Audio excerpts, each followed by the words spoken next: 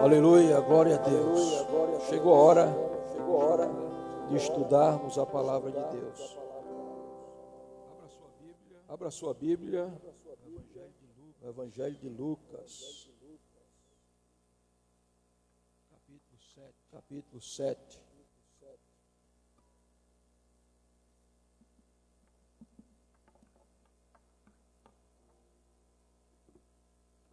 Evangelho de Lucas, capítulo 7, a partir do versículo 11.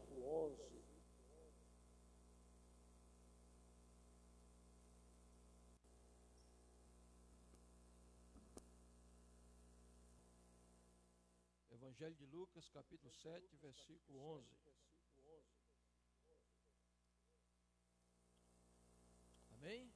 Amém?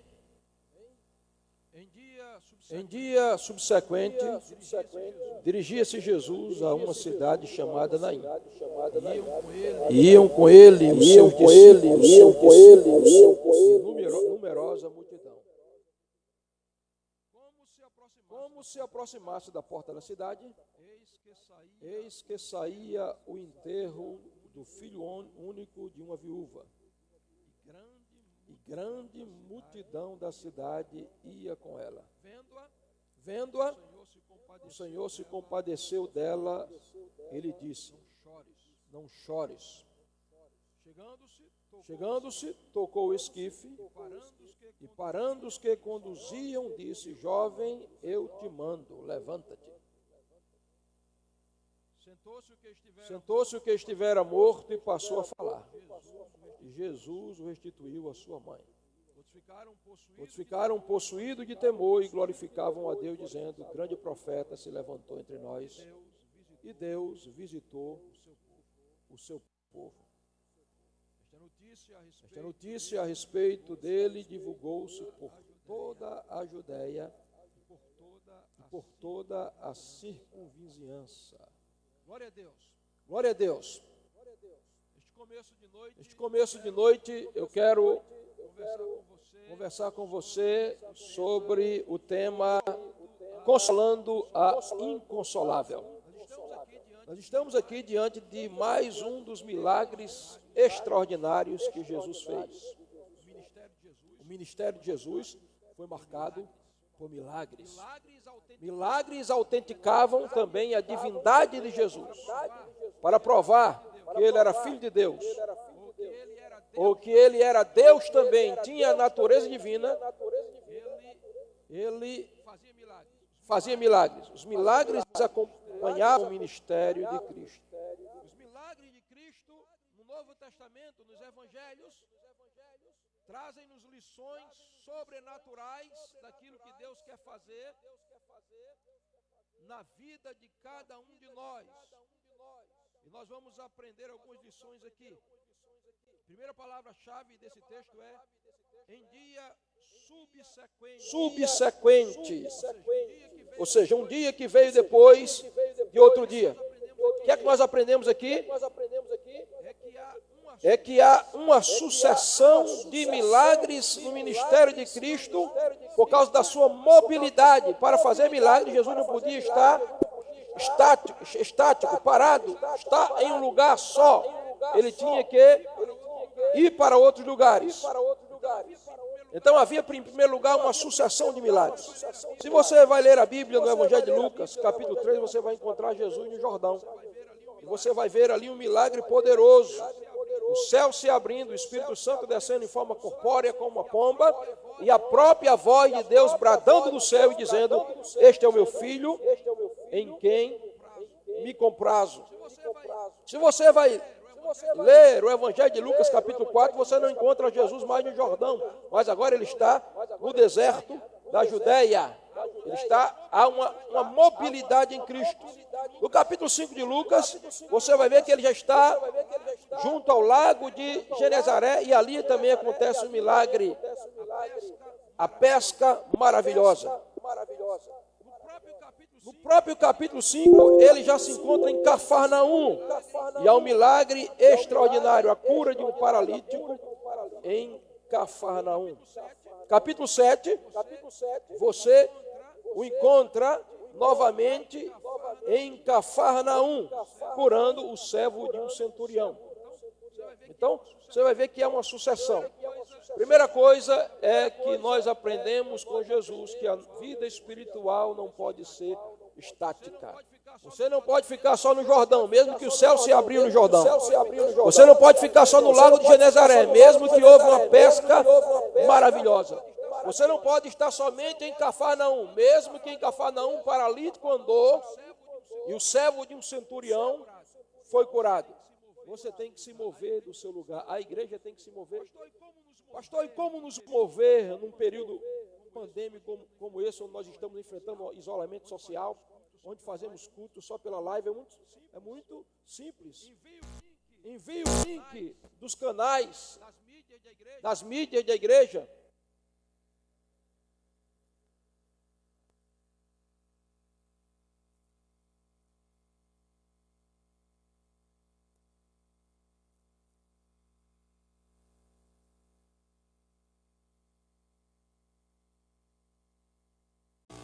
Glória a Deus, tivemos aqui um pequeno problema técnico, mas vamos voltar. Se porventura você estiver dando muito eco, você pode mandar um sinal para alguém aqui, o pessoal está na internet conectado. Bom, nós estamos pregando sobre o filho da viúva de Naim, o nosso tema é consolando a inconsolável. A palavra-chave aqui no versículo 11, a primeira palavra-chave do versículo 11 é dia subsequente, ou seja, havia uma sucessão de dias em que Cristo estava operando milagres. Cristo nos chama para a mobilidade. Não fomos chamados para estar parados, estáticos. E num período desse de pandemia, você pode achar que a igreja perdeu o vigor e a força evangelística, porque nós não podemos estar presencialmente, tete a tete com as pessoas.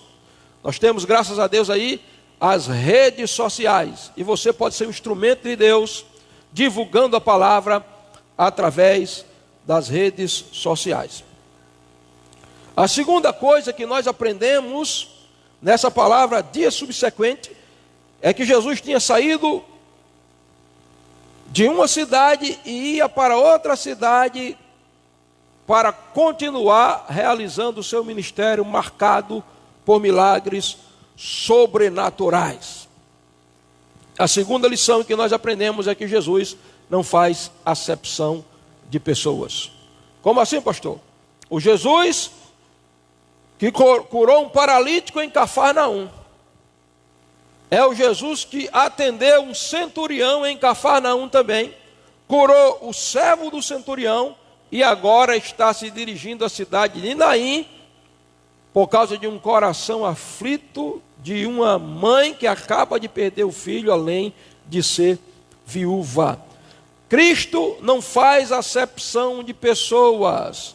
Ele atende todos aqueles que clamam por sua misericórdia, que são alvos da sua graça e de sua compaixão. Se no capítulo 5 ele cura um paralítico, no capítulo 7 ele atende o centurião, no capítulo 7 ainda ele cura o servo do centurião, aqui no capítulo 7, verso 11, ele entra na cidade de Naim. Não existe classe social, status, diferença cultural, raça, cor, situação econômica. Diante de Cristo todos nós estamos nivelados, todos nós somos pecadores e como pecadores alvos da graça e da misericórdia de Deus. E Ele é aquele que alcança todos que se colocam no seu caminho.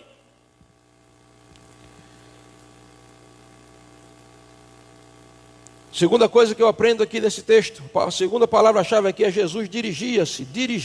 Jesus era direcionado, havia uma direção sobrenatural na vida de Jesus. Jesus não era dirigido por suas emoções, ele não era dirigido pelas circunstâncias adversas que vinham sobre ele, ele era dirigido pelo Espírito Santo. É por isso que em Lucas capítulo 4 diz que Jesus, cheio do Espírito, dirigido pelo Espírito, foi até o deserto. O Espírito Santo que dirige Jesus é o Espírito Santo que quer dar direção à tua vida. Você tem ouvido a voz do Espírito, a voz dos problemas, a voz do Espírito, a voz das circunstâncias. Por quem você tem sido direcionado, meu querido? O Espírito Santo, uma das funções dele na igreja é dirigir a igreja. Jesus disse: quando ele vier, ele vos guiará toda a verdade, porque não falará de si mesmo, mas dirá o que tiver ouvido e anunciará o que há de vir. Note, o Espírito Santo tem o ouvido no céu e a boca na terra. No céu ele ouve os comandos do Pai, na terra ele revela os seus comandos e nos dirige à verdade a cada dia. Qual foi o sucesso do ministério de Jesus? Já que ele não viveu como Deus, ele viveu como homem. Já que ele, no seu ministério, operava como homem, o sucesso foi a direção do Espírito Santo na vida dele. O êxito na sua vida é se você deixar o Espírito Santo guiar os teus passos, guiá-lo na verdade. Outra coisa que nós aprendemos aqui é que a Bíblia diz que Jesus entrou na cidade de Naim. Veja, ele vinha de Cafarnaum e agora está entrando em Naim. E há uma similaridade muito grande entre essas duas cidades. Cafarnaum quer dizer cidade da consolação. Naim quer dizer aldeia da consolação. Agora, por que Cafarnaum se tornou a cidade da consolação? Tudo na Bíblia tem um sentido espiritual e profético. Por que Naim é chamada cidade da consolação aqui? Porque tanto Cafarnaum como Naim, a cidade da consolação e a vila da consolação, tiveram o privilégio de receber no solo dessas duas cidades aquele que é o consolo personificado. É por isso que um dos nomes de Jesus é Consolador. Ele disse: quando eu for, eu enviarei outro Consolador. Por que outro? Porque ele era o primeiro Consolador. Se o Espírito Santo é o segundo Consolador da igreja, Cristo é o primeiro Consolador da igreja. A palavra grega Consolador é Paracletos, aquele que está ao lado, aquele que ajuda, aquele que conforta, aquele que levanta. Eu não sei qual é o nível da tua tribulação, da tua guerra, do teu problema. Eu só sei de uma coisa: se você abrir a sua vida para Jesus, a consolação em pessoa vai entrar na sua vida. Consolação subtende-se lágrima, e lágrimas muitas vezes subtende-se tribulação. É por isso que Paulo, escrevendo para os irmãos de Corinto, e a igreja está enfrentando uma guerra, Paulo estava enfrentando uma guerra também.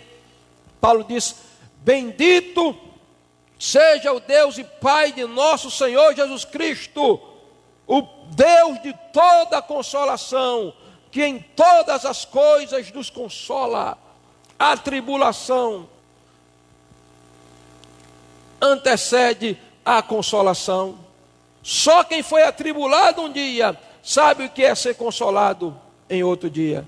Eu quero que você saiba: a tua casa pode estar se tornando hoje um vale de lágrimas. A tua guerra pode ser grande. A situação que você está enfrentando hoje, nós estamos enfrentando num mundo que está chorando.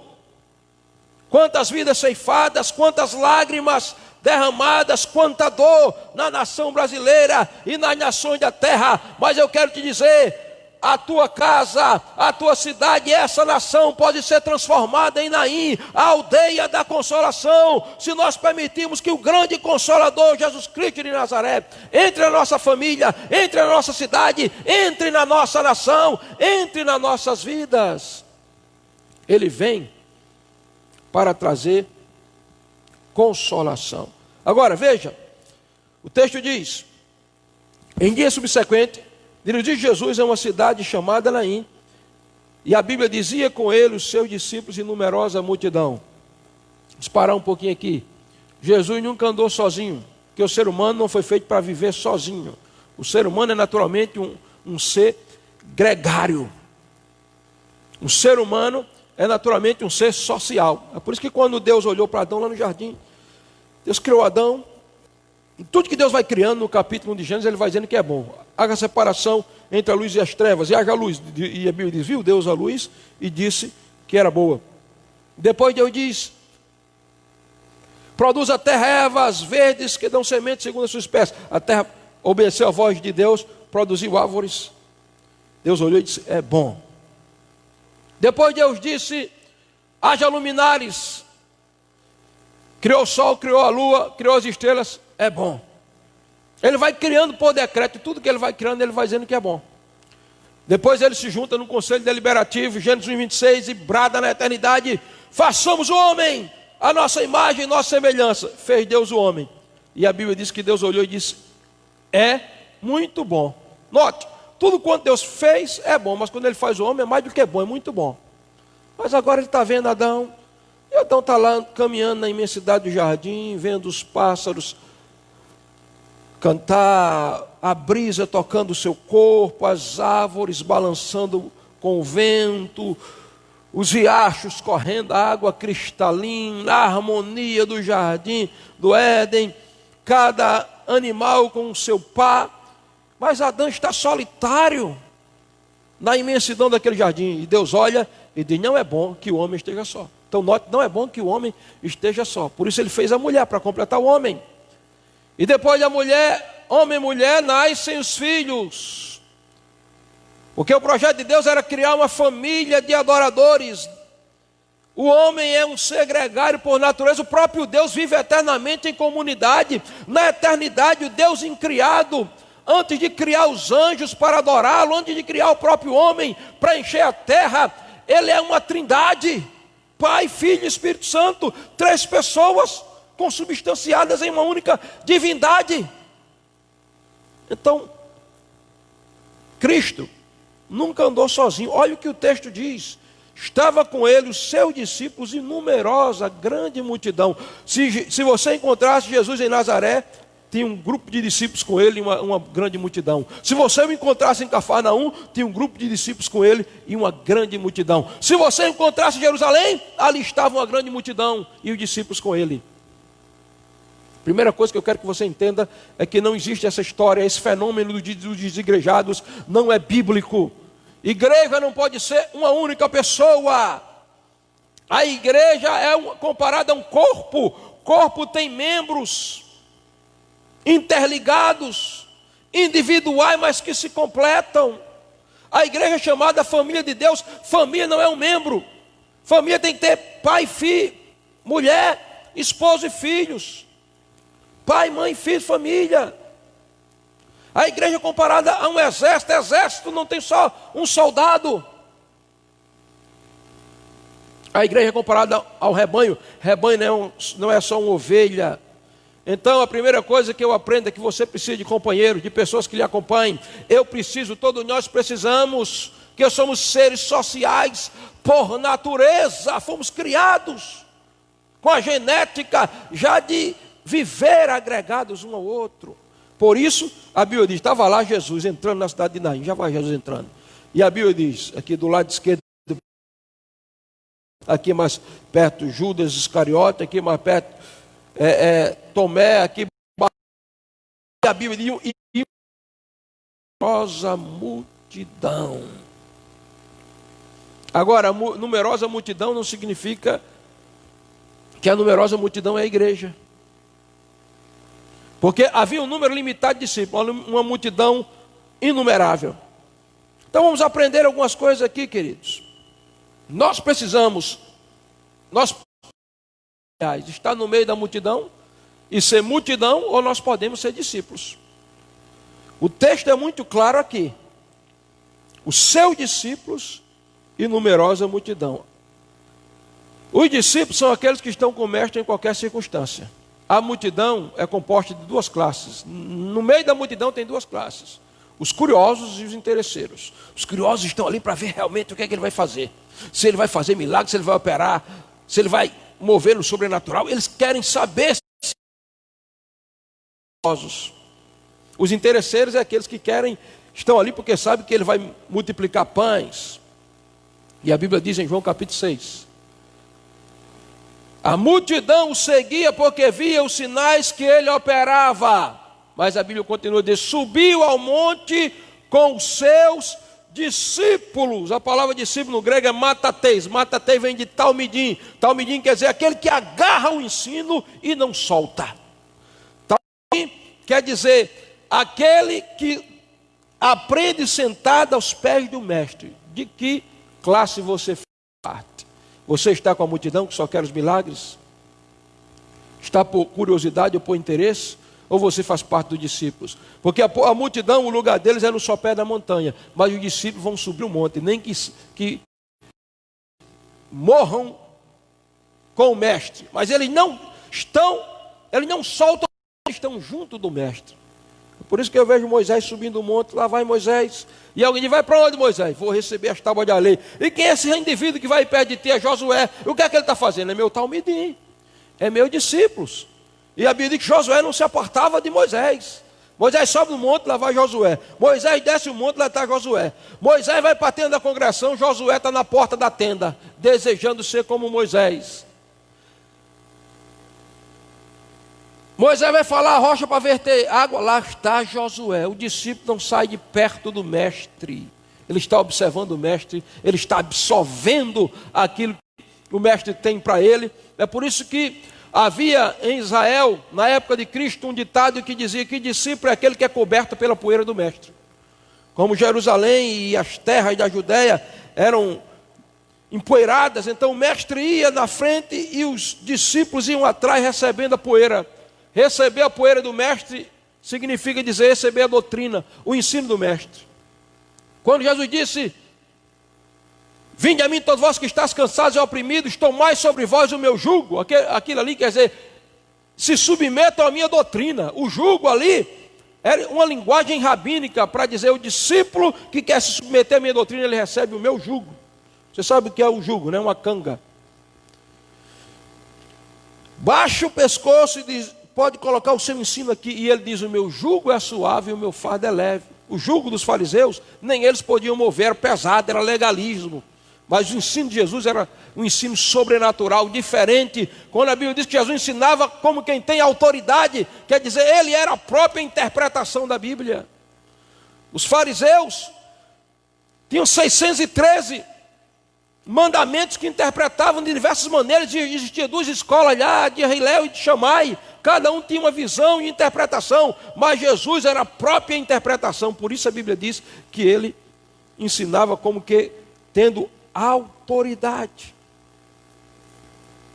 Multidão está com o mestre, não porque é discípulo e nem o considera mestre, porque quer os benefícios das suas mãos. Eles querem ver o milagre, eles querem a provisão. Eles estão lá por interesses próprios, mas discípulos é aqueles que querem absorver a vida do mestre. Você faz parte de qual classe? Multidão ou discípulos? Nós estamos vivendo no Brasil as igrejas das multidões, abarrotadas, cheias, congestionamento, e é bom isso, porque Deus se interessa por salvar multidões. Quanto mais gente convertida, mais um alcoólatra a menos, um drogado a menos, uma prostituta ao menos, alguém que vivia à margem da sociedade ao menos. Mas o que eu quero saber é se essas multidões são discípulos. O que eu quero saber é que se não houver pão, se não houver milagre, se não houver obras extraordinárias, eles vão continuar com o mestre. O que eu quero saber é se aqueles que eles vão agarrar o ensino do mestre e não soltar mais. Lá vai Jesus, sai de Cafarnaum, os discípulos perto dele ao lado, a multidão atrás. Lá vai ele.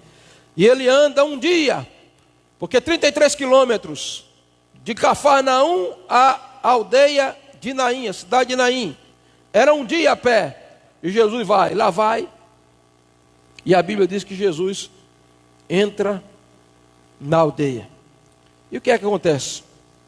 Veja, nós estamos aqui no versículo 12.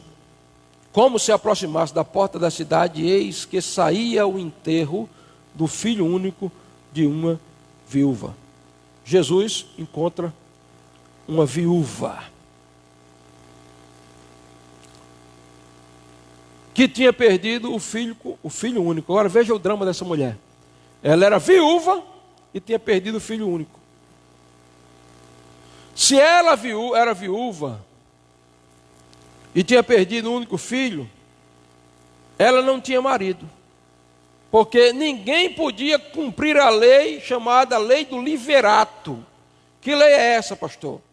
Quando uma mulher ficasse viúva, o marido dela morresse, e ela não tivesse filho, então, o cunhado dela, o irmão do esposo dela, o cunhado dela, casaria com ela para suscitar descendência ao falecido. Isso era chamada lei do liverato.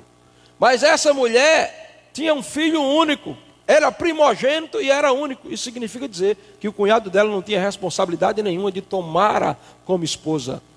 Então veja, nessa cultura a viúva não tinha benefício financeiro nenhum quando o marido morresse, não tinha aposentadoria do marido. Veja a situação dessa mulher viúva. Ela está vestida de preto, como era o costume, luto, chorando, do lado do caixão. Uma multidão acompanha ela também. Um sacerdote com 10 metros de distância, porque não podia se aproximar. E ela vai chorando e olhando para dentro do caixão do esquife, que era sem tampa. E ela está olhando para lá e ela está vendo o seu filho morto. Ela vai sepultando a sua esperança, a sua expectativa de futuro, a sua aposentadoria, porque o filho agora ia assumir a liderança da família, ia trabalhar para sustentar a mãe viúva. Ela vai levando os seus sonhos e o seu futuro. Ela estava enterrando com seu filho a sua própria vida. Aquela mulher fisicamente está viva, mas emocionalmente ela morreu juntamente com seu filho.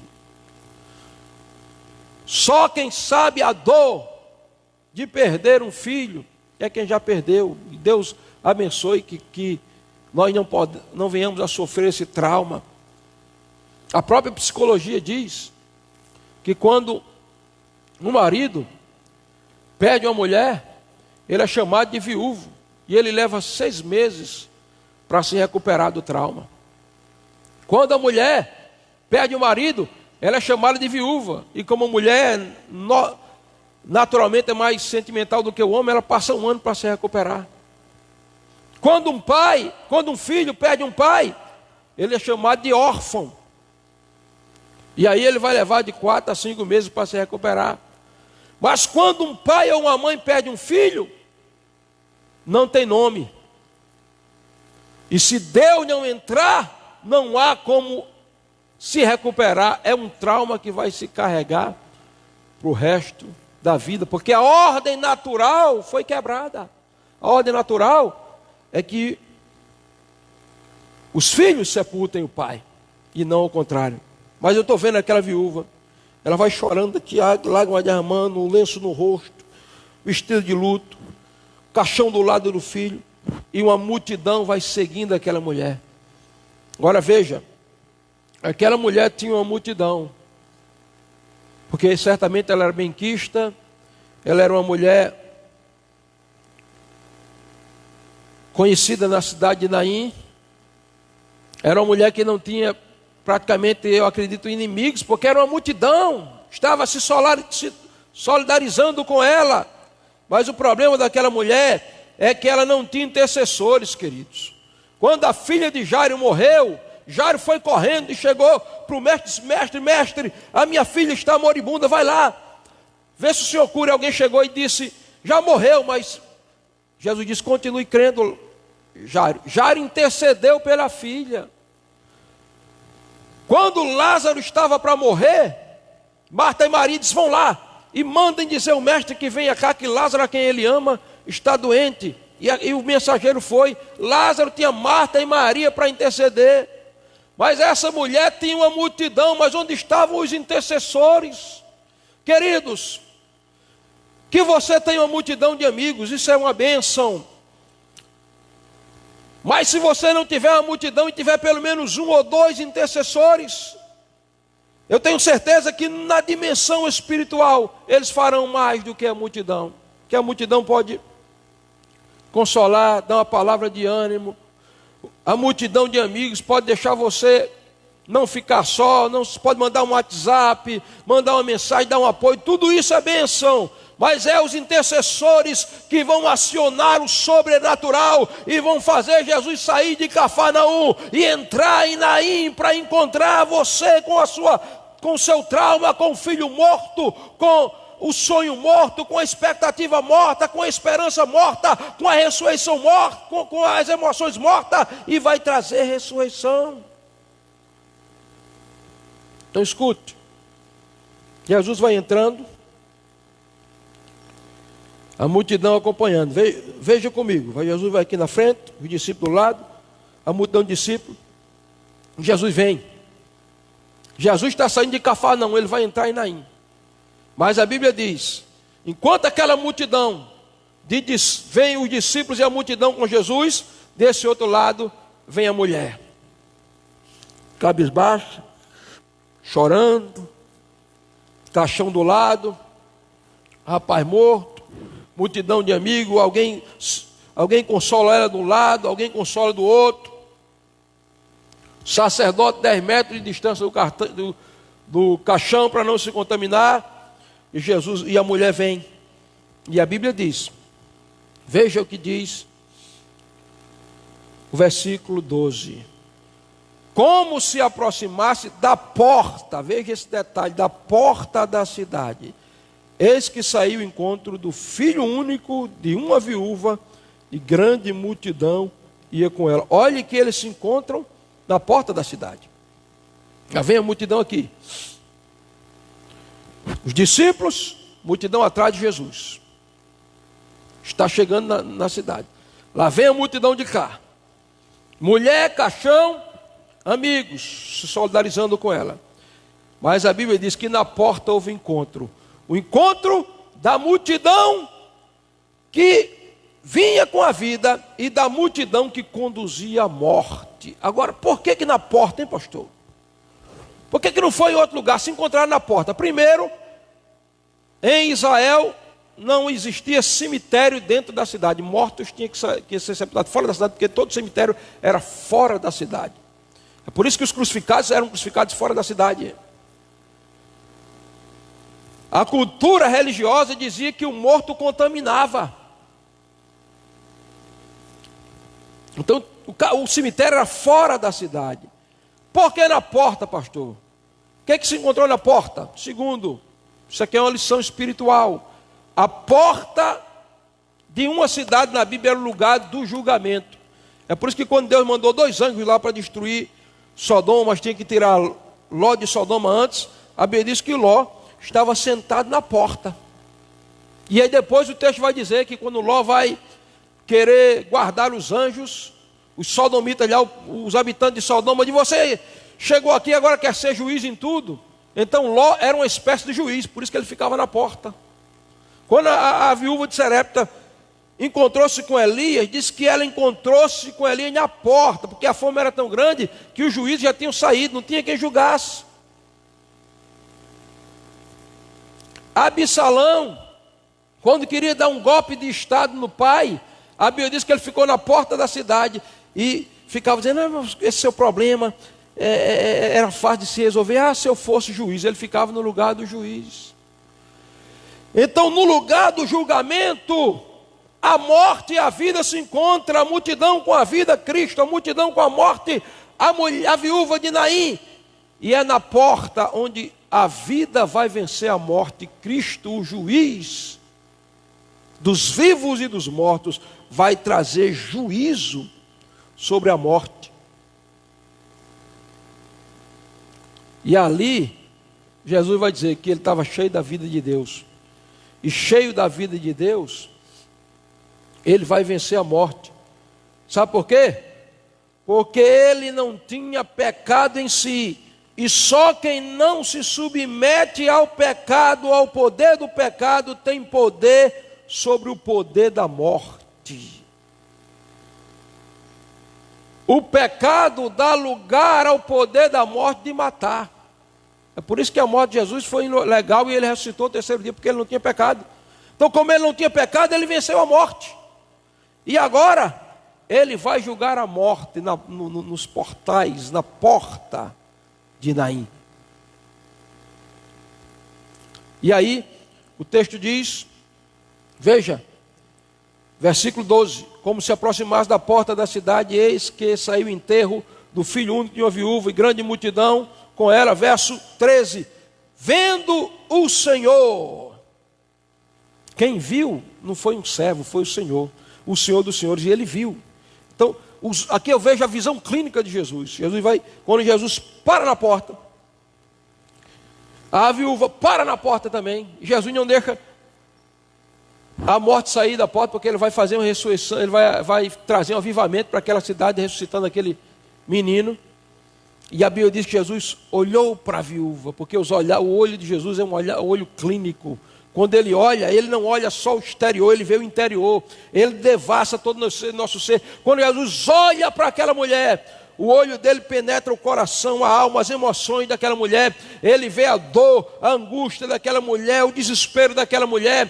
Ele olha, e eu imagino que ele olha e começa a ver aquela mulher quando pela primeira vez pegou aquela criança, depois de dar à luz, e amamentou, e ficou tão feliz. Ele começa a ver aquele menino engateando, começando a andando, e a mãe acompanhando, a mãe levando ele para o colégio, para os primeiros passos lá na escola judaica.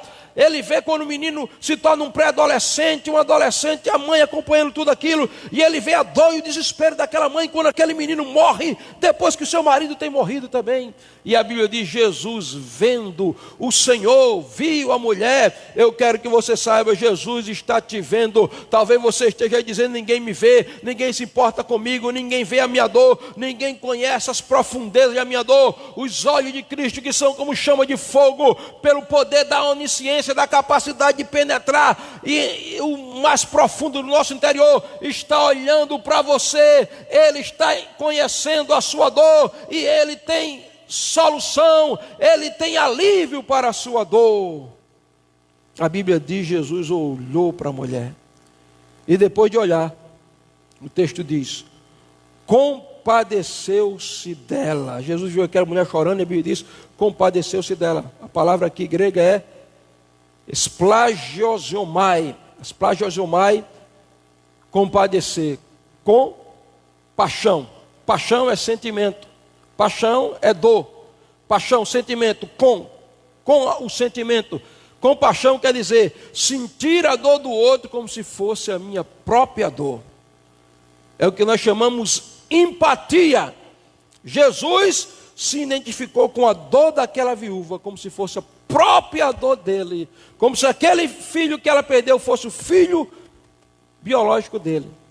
E todas as vezes que Jesus se move de compaixão, e que a compaixão dele se move em nós, algo sobrenatural vai acontecer.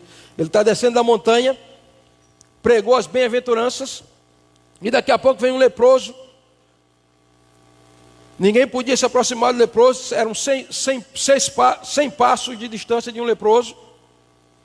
Aquele homem cheio de lepra, todo carcomido por aquela lepra, cai aos pés de Jesus e diz: Senhor, se tu pode me limpar, me limpa. E a Bíblia diz que Jesus, movido de compaixão, Jesus foi movido de compaixão e tocou no homem. Todas as vezes que Jesus ia fazer um milagre, antes a Bíblia sempre vai dizer, ele se compadeceu, ele se moveu de compaixão. O que é o compaixão? É o sentimento de Deus no nosso coração, que nos faz sentir a dor do outro como se fosse a nossa própria dor. Você já sentiu compaixão? Essa compaixão sobrenatural? Já contei aqui, mas vale contar de novo.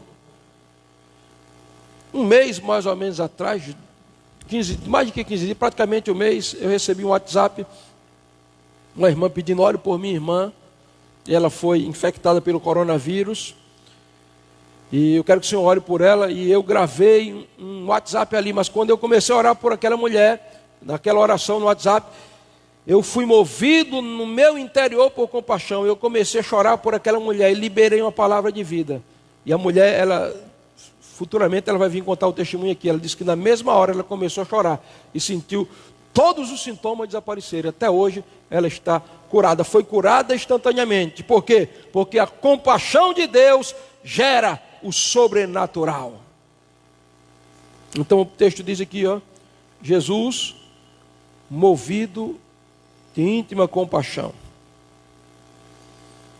E aí Jesus quebra o protocolo, versículo 14. Chegando-se, tocou o esquife. Veja, enquanto aquele sacerdote estava a 10 metros de distância, Jesus faz o que um rabino, o que um religioso da época não fazia. Jesus se aproxima, chega perto do caixão, do esquife, e toca. Porque Jesus não está preso aos moldes da religião. Jesus não está preso aos protocolos da religiosidade fria e morta. Aquele sacerdote frio e morto, por causa de uma religiosidade sem vida, não se aproximava, mas Jesus quebrou o protocolo, tocou o esquife. Mas por que Jesus não tocou o defunto? Será que Jesus tinha medo de se contaminar com o defunto? Não. Ele tocou o esquife porque ele não ia tocar ali somente o morto que estava ali, mas tudo que estava morto ali dentro. A esperança daquela mulher, o sonho daquela mulher, a alegria daquela mulher, as expectativas daquela mulher, a força daquela mulher, tudo quanto estava morto com a ressurreição daquele aquele jovem ia ressuscitar também.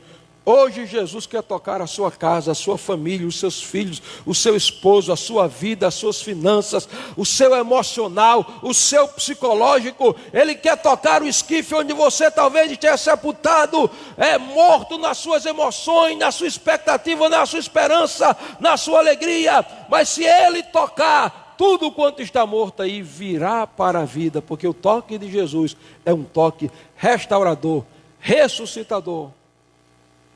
E aí, veja, Jesus quebra o protocolo, se aproxima, toca o esquife, ressuscita tudo que estava morto ali dentro com aquele moço, e aí Jesus vai exercer a sua autoridade. Veja, versículo 14, chegando Jesus tocou o esquife, parando, os que conduziam, todo mundo parou e ficou dizendo, o que é isso? Muita gente escandalizada e religiosa, como é que ele faz um negócio desse? Tocar o esquife, não pode acontecer isso. Ele tocou, aí todo mundo parou. E quando todo mundo parou, Jesus se aproximou do caixão, olhou para o moço, e a Bíblia diz que Jesus disse assim, jovem, eu te mando, levanta-te. Olha, escute, Jesus não disse, jovem, eu te peço, levanta-te. Mas ele disse, eu te mando, porque Jesus manda na morte, meu irmão. Jesus manda em tudo, Ele é Senhor no céu, Ele é Senhor na terra, Ele é Senhor no inferno, até os demônios, Ele manda até no demônio, até Satanás. Satanás só toca em alguém, só faz algo se houver permissão de Deus, de Cristo, Ele quem manda. É por isso que Jó, lá no capítulo de Jó, Satanás chega, se apresenta e diz, deixa eu tocar em Jó, que ele só te adora pelos bens. E Deus diz, vai, agora você vai dentro de um limite, toca, mas eu vou provar você como ele é um adorador independente de qualquer coisa, só não toca na vida dele porque eu não deixo. Jesus manda, e Jesus exerce aqui a sua autoridade. É a vida que está falando a morte. Ele diz, eu te mando, porque Jesus estava cheio da vida de Deus, Ele era a própria vida de Deus, Ele era a própria vida e Ele está fazendo fluir vida dos seus lábios. E eu quero que você saiba, se Jesus habita no seu coração, você tem vida dentro de você. Paulo entendeu isso, irmãos. Paulo está lá pregando. E ele está pregando. E quando dá meia-noite ele vai partir o pão e Eutico está sentado na janela. E Eutico despreza a pregação de Paulo, cochila, bom, e cai. Três andares, ele cai do terceiro andar. E a Bíblia diz que foram lá, correram e levantaram, estava morto. E correram e chamaram, Paulo, misericórdia, Eutico acabou de morrer. Aí Paulo fez 3 coisas. Desceu do primeiro andar, terceiro andar, segundo andar, primeiro andar, desceu. Todos os 3 andares, descer, se identificou com a situação do morto. Depois a Bíblia diz que Paulo inclinou-se, aproximou-se da situação do morto. Depois a Bíblia diz que Paulo abraçou o morto. Abraçar, sentiu o que todos tinham sentido, abraçou, contato, liberou a vida. Depois Paulo disse, não se preocupe não, que a alma dele está nele, o rapaz não morreu. O rapaz tinha morrido, mas Paulo estava tão cheio da vida de Deus, que quando Paulo abraçou, Paulo passou a vida de Deus, Eutico abriu os olhos e ressuscitou. Você sabe que você tem vida de Deus nos seus lábios, no seu coração, na sua vida, porque Jesus disse, quem ouve a minha palavra e crê naquele que me enviou, tem a vida eterna. E vida eterna aqui não é só vida que nunca vai acabar. Vida eterna, a palavra aqui é Zoe, a mesma qualidade de vida que Deus tem em si mesmo. Você precisa somente liberar essa vida que está em você. E aqui nós vamos partir para o final. E quando Jesus chega, olha para o morto e diz, jovem, eu te mando, porque ele manda na morte e manda na vida, eu te mando, levanta-te. Aí aconteceu uma coisa, verso 15. Sentou-se o que estivera morto e passou a falar. Duas coisas. Ele estava deitado. Quem está morto está deitado, né? Por isso, quando você vê uma pessoa deitada, ou está doente, ou está cansado, ou está morto. Posição natural de quem está morto, deitado. Não age, não reage, não. Estava morto. Mas quando Jesus disse, eu te mando, levanta, a Bíblia diz que ele não primeiro, como Jesus diz, levanta, ele devia ter pulado do caixão. Pronto, estou aqui. Mas a Bíblia diz que ele sentou-se. Por que ele não se levantou? Porque muitas vezes Deus age por etapas. Tem pessoas que são imediatistas, querem que as coisas aconteçam do jeito dela, da mesma maneira. Mas Jesus não se preocupou. O moço se levantou. Aliás, sentou-se, versículo 15. A restauração acontece por etapas. Tem gente que vem para o Evangelho e você quer que do dia para a noite ele já esteja de pé, pregando, já tem um testemunho 100%. Então as coisas são por etapas. Ele está ressuscitando agora. Tem alguns que ressuscitam e já ficam de pé. Quando Jesus chamou Lázaro da sepultura, ele já veio de pé. Todo amarrado, mas veio de pé. Mas veio a pé.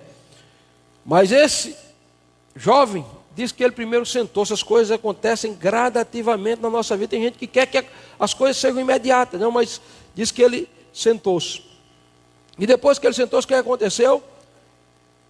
A Bíblia diz que sentado ele passou a falar. Passou a falar. Ele começou a contar o que é que esse jovem passou a falar. A Bíblia não diz, mas eu deixo a minha imaginação voar agora. Esse jovem vai contar o testemunho da eternidade.